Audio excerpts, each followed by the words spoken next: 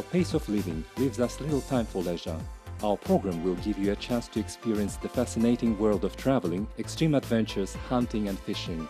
Each week we will take you to the most beautiful places of Kazakhstan.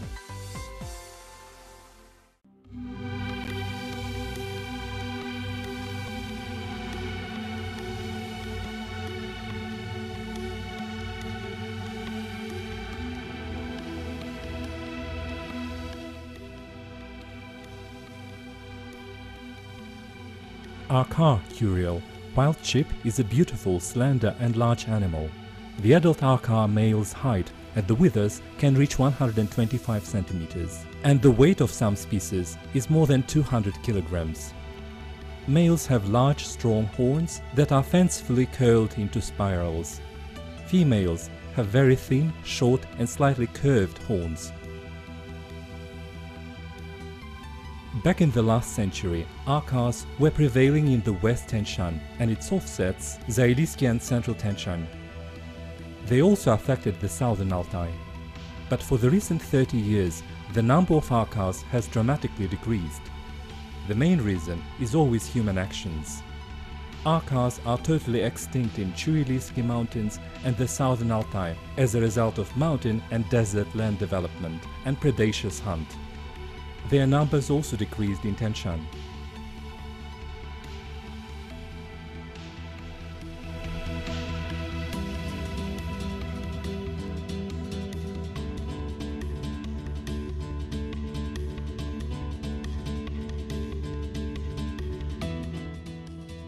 Arkars dwell at high altitudes, but sometimes in the foothills of hammocks. These sheep lead a relatively sedentary life. They usually stick to one place with unimpeded access to food during the whole year and where people cannot reach them.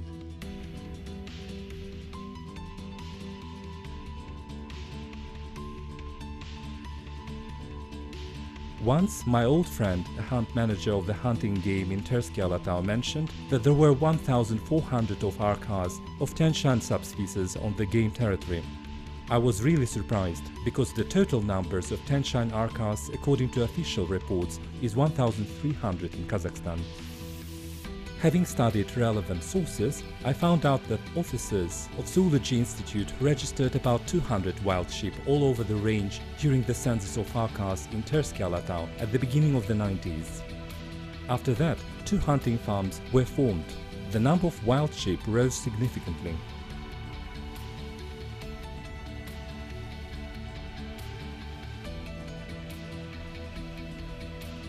In 2009, the zoologists and state control officers counted 1,400 Tien Shan Arkars within only one game reserve during a helicopter ride. At the same time, 400 species were counted in a neighboring reserve. The non-compliance of these numbers disoriented us. So we decided to go to the place to see it with our own eyes rather than read about the numbers for 100 times in contradictory sources.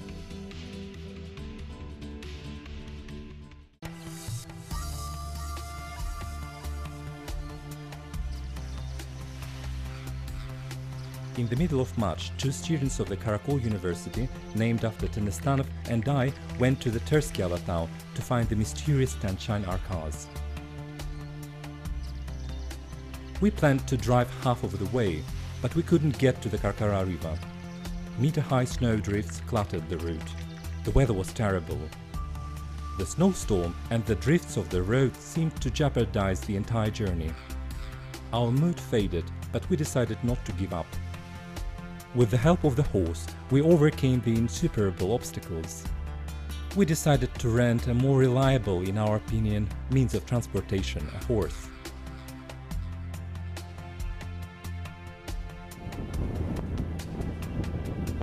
The road turned out to be more difficult. The snowstorm was so strong that it didn't let us move. Having got stuck in the snow, our horse couldn't move on. There were several kilometers to the township where we were to have a night stop.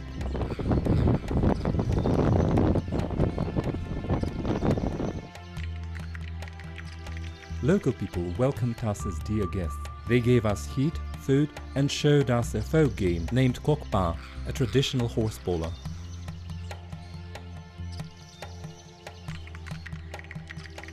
Young men competed in horse riding art, strength and adroitness, pulling the sheep from each other at full speed.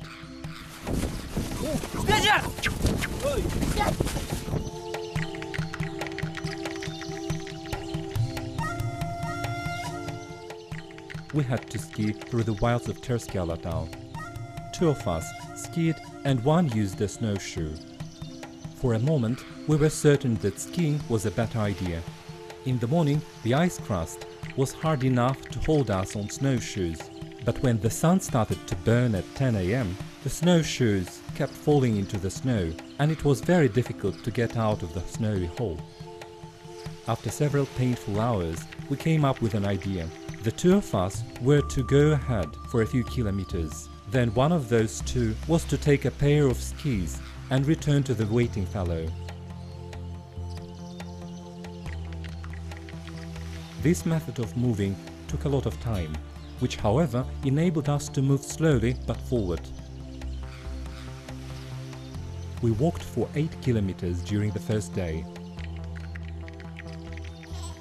Everyone was extremely exhausted after the hard climb. Yes. So it was high time to go to bed. We settled the camp under a tall fir, fixed the fire and put up the tent. Сколько лавин у вас сошло? 5. Ну на тропу не вылетели? Вылетели, еле успел пройти. Как раз прошел и сразу... There were 5 snow breaks. We barely made it. These snow breaks made me move faster. But before we pitched the tent, we had to clear the territory of snow, bring sticks and lay them out.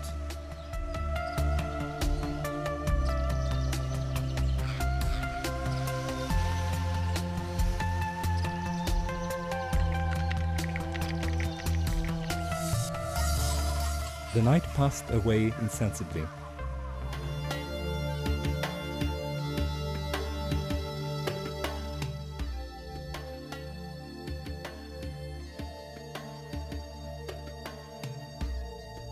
By the end of the second day, we reached the head of the Arkar river, formed by a confluence of Turuk and Koljar rivers.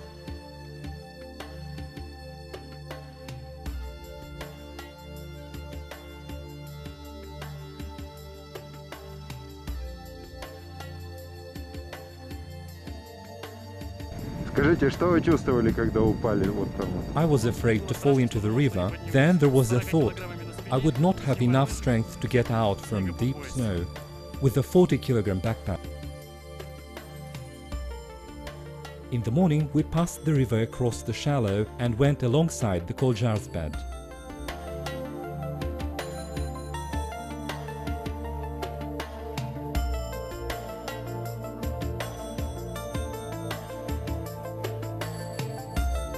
The northern slope lays under 2-meter thick snow cover. On the other hand, the southern slopes were welcoming to walk on firm land.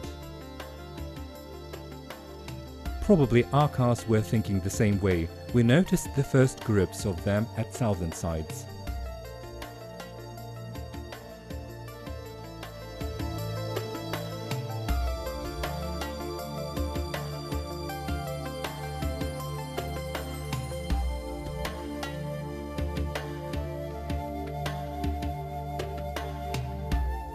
The higher we climbed the Koljar, the more frequently we could observe the graceful animals.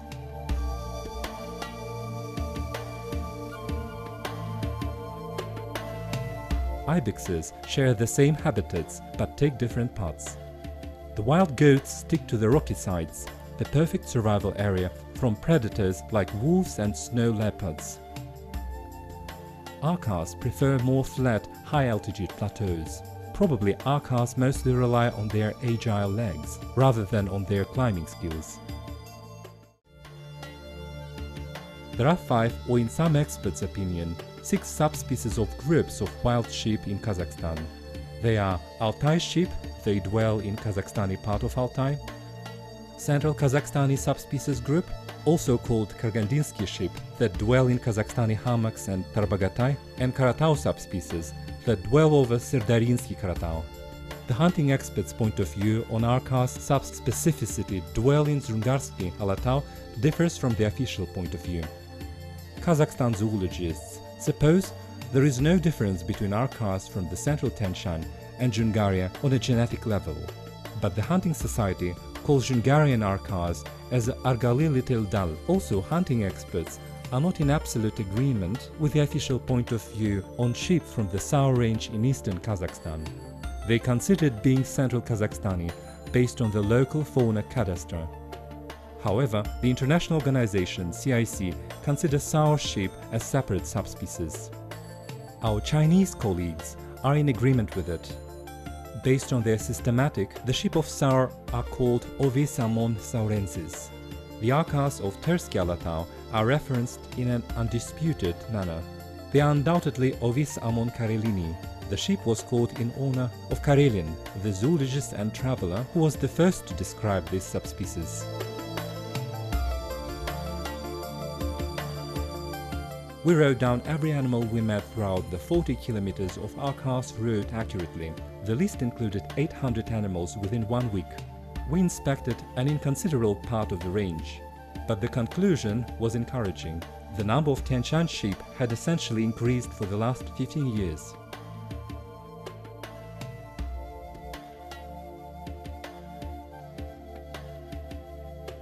Why did it happen? The answer is apparently simple. First of all, the game owners provided adequate protection. For the second, they do not allow livestock overgrazing on the game territories. The majority of scientists are confident that the main reason for the decrease in the number of many types of animals is not hunting, but rather change in their habitats. In the condition of high altitudes, there is a competition with livestock for the sheep.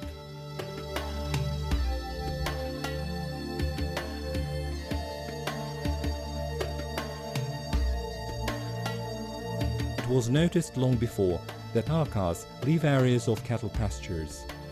The damage from the distant pasture cattle tending cannot be compared with the damage from the competent game management. Someone can object that local people need to meet their vital requirements. The distant pasture cattle tending is an economy basis in some remote areas. Raising stock is more profitable than raising Arkars. It is not to be sneezed at.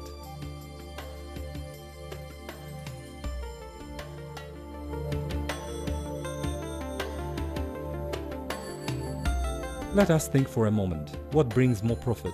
To build a business center or a playground? Probably the business center is more beneficial. But who would agree to live in a city full of business centers and no playgrounds? On the other side, in terms of profit, the market value of wild Arkar is 1,000 times as high as the value of home-brewed sheep. But local people do not understand.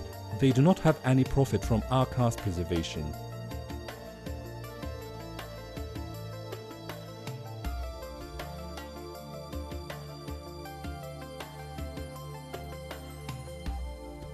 So why not raise Arkars instead of stock in such arduous remote areas?